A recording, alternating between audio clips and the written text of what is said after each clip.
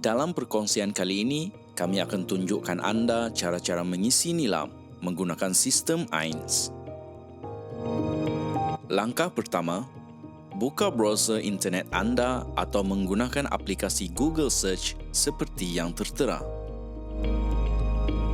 Seterusnya, type perkataan delima pada ruangan carian.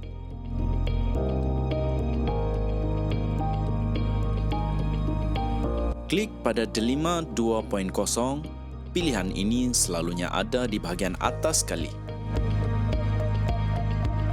Klik I agree, kemudian pilih click here to log in.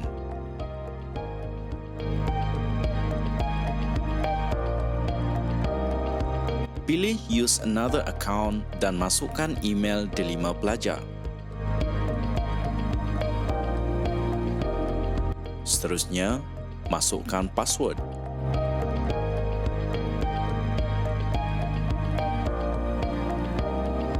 Scroll ke bawah dan klik continue dan klik allow.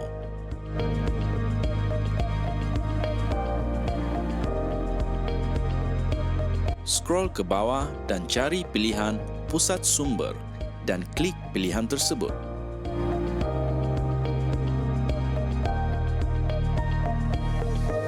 Klik pada pilihan AINS. Pilih log masuk menggunakan akaun delima.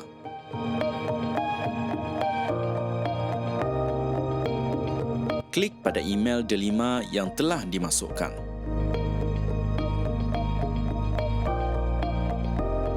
Klik continue dan anda akan masuk ke paparan seperti ini.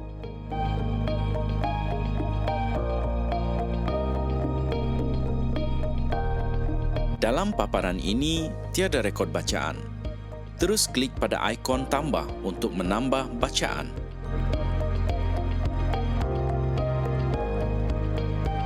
Pilih buku atau e-buku dan tekan seterusnya.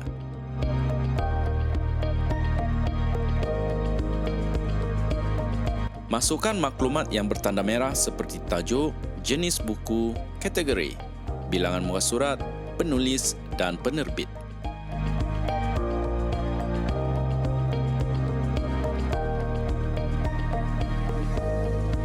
Masukkan maklumat, isi rumusan dan pengajaran.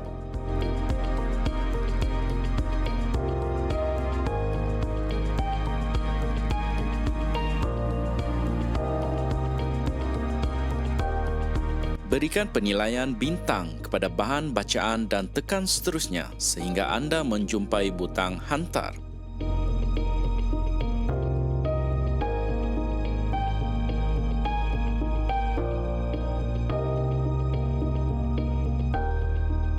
Akhir sekali, scroll sehingga ke bawah dan tekan butang hantar dan pasti.